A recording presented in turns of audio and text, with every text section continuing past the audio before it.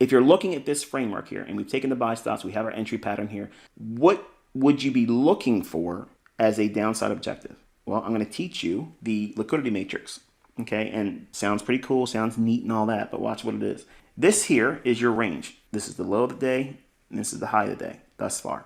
So if we take that range and split it from the low to the high to get the midpoint, all of this can be determined by a simple 50 level on a Fibonacci. So you drag your fib from this high down to that low or vice versa, and have your 50 level highlighted. Then anything above that 50 level, this is referred to from an algorithmic stance as a premium market.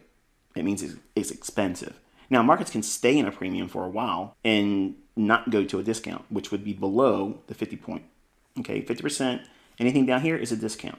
If you're bearish, if you're ever going short, you want to look at the previous range. Where are you at inside that range? So when this formed here, that little fair value gap, once that formed, you're thinking, okay, we are in a premium, so algorithms will want to go to a discount. That's the opposing side of the marketplace. So if it's going short here, it's driving the market lower. What does that mean? The algorithm is going to start pricing lower. You can have all the buyers in the world come in. If the algorithm is in a sell program and it's going lower, it does not matter. It's going to reprice lower and lower and lower. And then what will happen is those buyers that may come in with a huge influx of volume, they're going to get crushed and they get squeezed. You ever hear that term? Oh, this is a bear squeeze. This is a bull squeeze. All that is an excuse for them not to know why the algorithm's doing what it's doing.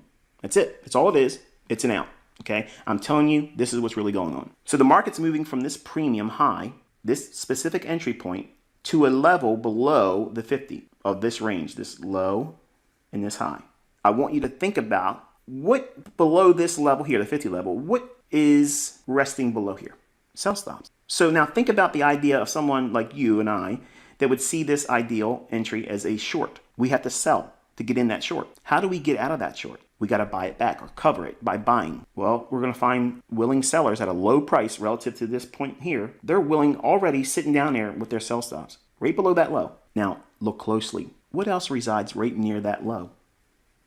Right there is that imbalance I mentioned, okay? It's only one single candle passing up, and the previous candle's high and the next candle's low. That area right there is an imbalance. From this area here, it went down below the 50 level and attacked these sell stops and completely closed in this imbalance. So every point of this candle's high to this candle's low, that range with the candle only going up, that's a buy side imbalance. It has to have an equal delivery to be efficiently priced and booked by the algorithm. It goes down and completely closes it back in with down movement. Notice the candle on this here, it opens and then trades down. So it fulfills its role of balancing the buy side offering. Now the